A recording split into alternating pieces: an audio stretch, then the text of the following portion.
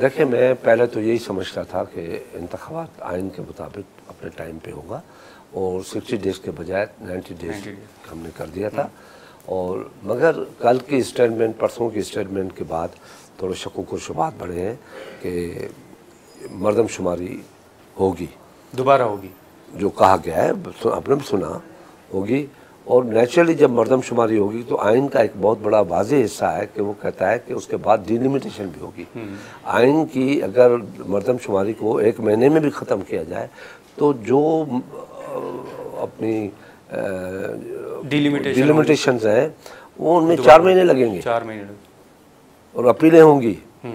तो वो मुझे फिर नज़र नहीं आता कि ये 13 नवंबर या 12 नवंबर को इलेक्शन होंगे। फिर क्या, फिर मुझे ये नज़र आता है कि ये ज़्यादा क्या करेंगे। एक मरतबा अगर बढ़ा देते हैं तो दूसरी मरतबा बढ़ाने में कोई मसला नहीं है। अच्छा, लेकिन शाह साहब जो CCI का इजलास है 12 बजे बुलाया गया, उसमें क्या फिर फैसला करने जा रही है हुकूमत? आपको इत्माद में तो लिया गया होगा?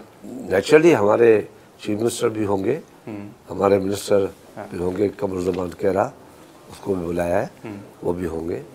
लेकिन शाह साहब, अगर ये सिनारियो जो आप कह रहे हैं, अगर सूरत हाल इस तरफ जाती है तो फिर पीपल्स पार्टी कहाँ खड़ी होगी? क्योंकि आप तो कह रहे हैं कि वक्त पर इंतखाबात होने चाहिए। लेकिन हमारा तो स्टैंड रहा है, 55 साल का स्टैंड है। इस पर हमने भुट्टो की जान गंवाई, बेनज़ीर की जान गंवाई, मुर्तज़ा की जान गंवाई, शाहनवाज की जान गंवाई, कोड़े खाए, तोती की जान गंवाई।